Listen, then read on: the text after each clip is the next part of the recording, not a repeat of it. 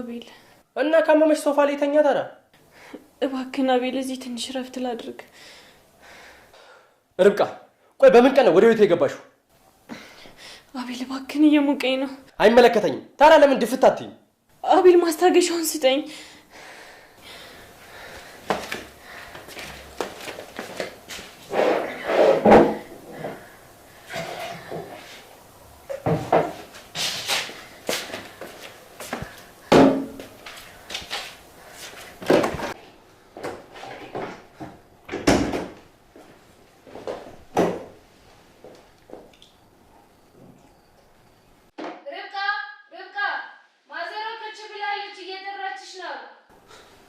ይኸውልሽ አሁን ትሄጂና ምንም እንዳልተፈጠራለሽ ታውቂያለሽ እሺ እስካሁን የፈጠርሽብኝ ችግር ይበቃሻል ከዚህ በኋላ ግን በፍጹም አልታገስሽ እሺ በቃ አቤል ምንም አልልም አትጮህብኝ እሺ በቃ ሂጂ አሁን እሺ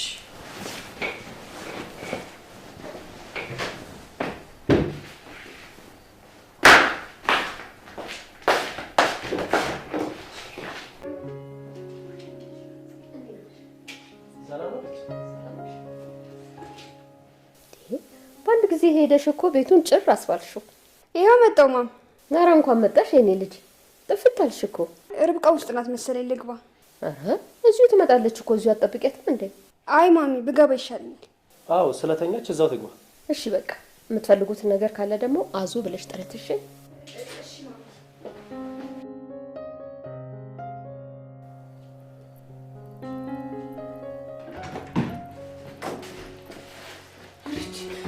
መጣሽ ምንሽ ዝም ብለሽ ቀፊኝ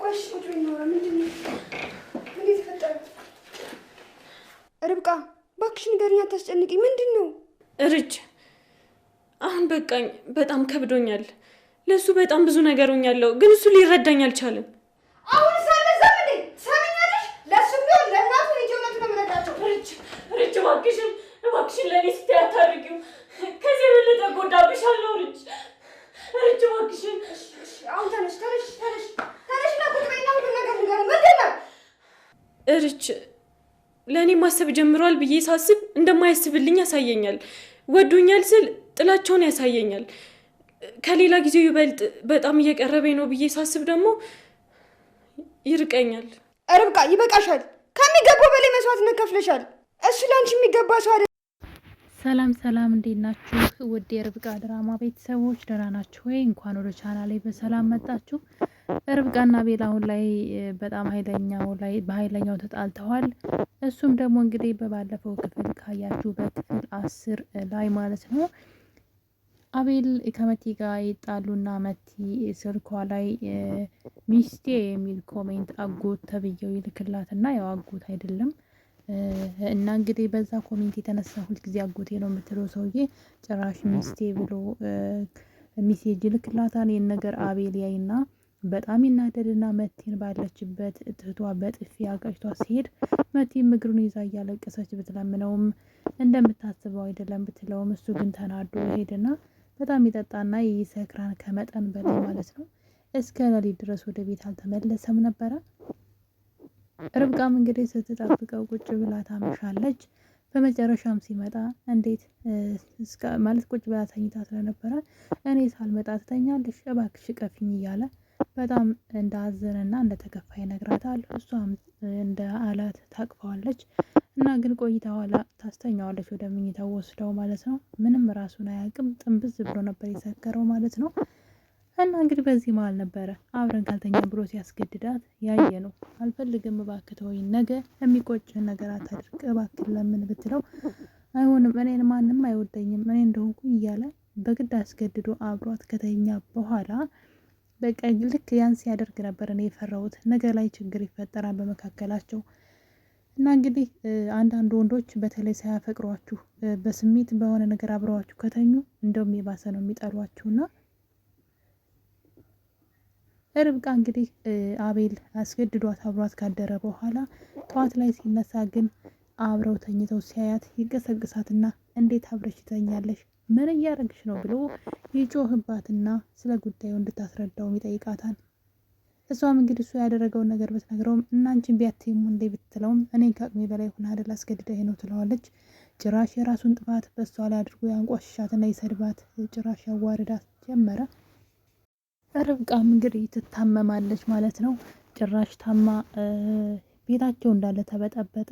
እሱ ሲነሳ እሷ ላይ መጮህ ይጀምራል። እንዴት አብረሽ ትተኛለሽ በማለት እሷ ላይ መጮህ ይጀምራል። ርብቃም በጣም ከፋት። ከህመሟ ላይ ህመም ነበረ። አስባችሁታን አብሯቸው ያደረሰው ከዛ በኋላ እናንተ ማንቋሽ ሲጀምር ጭራሽ ንቀቱና ስድቡን ልትቋቋም አልቻለችም። እናም እንግዲህ እንደምታዩት ርብቃ በጣም ታማለች። ምንም ነገር ማድረግ እየቻለች አይደለም። እናም እንግዲህ መድኃኒት እንዲሰጣት ወደ ክላሱ መግባት እዚህ ምን ትሰሪያለሽ ተነሽ ብዬሻል ነበር በማለት ይጮህባታል። እሷም እንግዲህ እንደምታዩት ልቤንና ራሴን አሞኛል እያለች በጣም ታማለች፣ ታሳዝናለች። እና እንግዲህ ወንዶች እንደዚህ ናቸው ማለት ሰክሮ በራሱ በግዴታ አስገድዷ ከተኛ በኋላ ነገር ግን ጧት ተነስቶ በሷ ላይ እንደዚህ በስሜቷ ላይ ማለት አስባችሁታል። ለሞራሏ እንኳን አልተጨነቀላትም። እሷ ናት የተጎዳችው በሁለቱም አቅጣጫ። ነገር ግን አሁን ላይ እየተጫወተባት ይገኛል። ጭራሽ ንቀቱና ስድቡን ልትችለው አልቻለችም። እሷ ግን በጣም ነው የሰለቻት። እናም ርብቃ እንባዋን ከማፍሰስ ውጭ ምንም ማድረግ እየቻለች አይደለም። እናም እንግዲህ ርብቃ በጣም ታማለች። አሁን ላይ ካልጋዋ ራሱ መነሳት እየቻለች አይደለም። በዛ ላይ እሱ እያሰቃያት ይገኛል። ከህይወቴ እንዴት ገብተሽ እንደበጠበጥሽ እያለ ራሱ ያበላሸውን ህይወት ማለት ነው። አቤል እንግዲህ ራሱ ነው ለእናቱ ርብቃ ሚስቴ ናት ብሎ የተናገረው ራሱ ነው። ርብቃ ምንም ያደረገችው የተናገረችው አንዳች ነገር የለም። ለእያንዳንዱ ነገር ተጠያቂ ራሱ ሆኖ እያለ ነገር ግን እሷ በጣም ስለምትታገሰው ስለምትወደውና ጊዜ ስለሰጠችው ነገሮችን ጥፋቶቹን ሁሉ ስለሸፈነችለትና ይመስለኛልና እየናቃት መሰለኝ የእሷን ትዕግስት የእሷን ፍቅር በመናቅ እንግዲህ ሌላ ማትወደውን ሴት እያሳደደ ይገኛል። እና ርብቃ ለምንም ነገር መልስ ማግኘት አልቻለችም፣ እንባዋን ከማፍሰስ ውጭ ማለት ነው። ዋጋ ልከፍልለት የመጣችውን ልጅ ቢያንስ ስለሆነባት ስላደረገው ነገር ራሱ ይቅርታ ከመጠየቅ ይልቅ ታማ እንኳን መድኃኒቴን አቀብለኝ የራስ ምታቱን እባክህ ስትለው ለምን ድፍታቲም እኔ ምን አገባኝ ሲል እንግዲህ እያየነው ነው። እሱ አልበቃ ብሎ ማለት ነው። እኔ ርብቃ በዚህ ጉዳይ ርብቃ ላይ ነው መናገር የምፈልገው። በዚህ ልክ የፈለገ ብታፈቅረውና እሱን ለመርዳት እንኳን ብትሞክር ፍቅሯን አታ እንደሆነ እናውቃለን። ህይወቱ ላይ የተፈጠረው ነገር እሷን እንዲረሳ ስላደረገው የባለፈ ህይወቱን ያን ፍቅሯን ለመመለስ እየሞከረች እንደሆነ ግን በዚህ መጠን ግን እሱ ገና ለገና አላስታወሰምና እንደ አዲስ እንኳን መጀመር የማይችል እንደ ወንድ እንኳን ማለት ቢያንስ እንደዛ አብራው ያደረችን ሴት እንደዚህ በማንቋሸሽና በመናቅ የሚያደርገው ነገር ርብቃ ኮስተር ብትልና አይበቃህም ወይ ብላ ብትናገርና ብትተወው ራሱ ይለማመጣት ነበረ። እሷ ግን አሁንም እየታገለች ትገኛለች። የሚላትም ሁሉ ዝም ብላ እየሰማች ነው።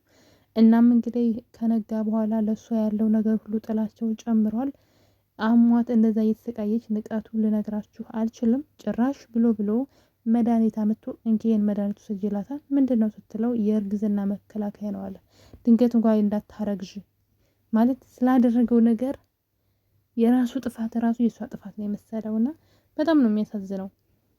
እናም እንግዲህ በዚህ መሀል እያለ ነበር ርብቃ ግን መድኃኒቱን አሰበች። እንባዋን ያፈሰሰችው በሆነባት ነገር ከዛ ጓደኛዋ ጋር ተደውልና ይህ ነገር እንደበቃትና እንደደከማት ስትነግራት የሆነባትን ያደረጉትን ነገር ሁሉ ስትነግራት እናም ጓደኛዋም እንግዲህ እኔ አንድ ነገር ልንገርሽ አቤል ትተሹ ብትሄጂ እውነቴን ነው የምልሽ ፈልጎሽ ይመጣል። አሁን እኮ አብረሹ ስላለሽና የሚናገረውን የሚለውን ነገር ሁሉ ስለምታደርግለት ችግርን ስላላየ ካጠገቡ ስላራቅሽ ነው እንጂ ትተሹ ብትሄጂ ይመጣል፣ ያላንቺ መኖር አይችልም እያለቻት ነው። እኔም በጓደኛዋ ምክር እስማማለሁ። ርብቃ ጎበዝ ከሆነች ከዚህ ቤት መሄድ አለባት። አቤልን አንፈልግም በቃይ ብላ ትታው መሄድ አለባት። ከዛ እሱ ምርጫውን ያስተካክላል ወይ የእናቱን ወይም ስሜቱን ይከተላል። ከዛ በኋላ እውነተኛ ነገሩን ይከተላል ማለት ነው። ነገር ግን እሷ የፈለገውን ነገር እያደረገ እዚህ ጋር ዝም ስለምትለው እንዴት እንደተግማማ ማለት ነው። እንዴት እንደሚያስጠላ ለራሱ ነውረኛ ነው። ራሱ ያጠፋውን ነገር ራሱ እንደማስተካከል ጭራሽ በስሜቷ ላይ ነው እየተረማመደባት ያለው። እና ርብቃ ግን አንድ ነገር አሰበች። እናትየዋ አብዝታ የልጅ እፈልጋለሁ እያለች እየተናገረች ስለሆነ ያን መድኃኒት መውሰድ አልቻለችም። መድኃኒቱን አልወሰደችውም ማለት ነው። እሱ ግን መድኃኒቱን እንድትወስድ ሰጥቷት ነበረ። ትቷት ስለወጣ መድኃኒቱን አስባበት፣ በተለይ እናትየዋ በባለፈው ክፍል ርብቃ እንደዚህ ልቦና ሟት ስላስታወቀ ምንድን ነው ይሄ ስላቅለሸለሻት አርግዛለች ብላ ስላሰበች አሁን ሽር ጉድ እያለች ስለሆነ ርብቃ ልጁን ባረግዝ እንኳን ልጁ እንዲቀር አትፈልግም እና መድኃኒቱን አልወሰደችም። እሱ ግን መድኃኒቱን እንድትወስድ ነግሯታል ማለት ነው። እና በጣም ነው ያናደደኝ። ነገር ግን ወንድሙ እዩ ማለት ነው እንግዲህ አቤልን ለመጣል በጎኑ የሚሰራ ሰው ነው።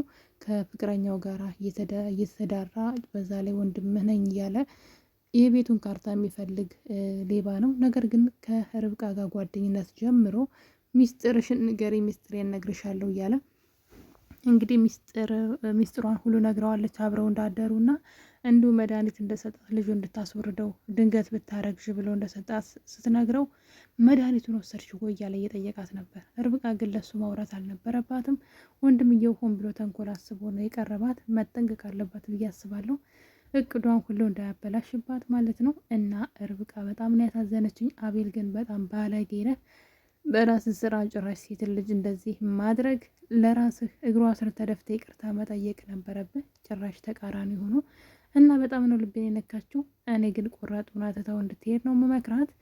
ከዛ ፍቅር ካለው ይመጣል ራሱ ብዬ አስባለሁ። የኔ ውዶች እንግዲህ ርብቃ ድራማ ይሄን ይመስል ነበር። በሌላ በአዲስ እስከምንገናኝ ባይ ባይ።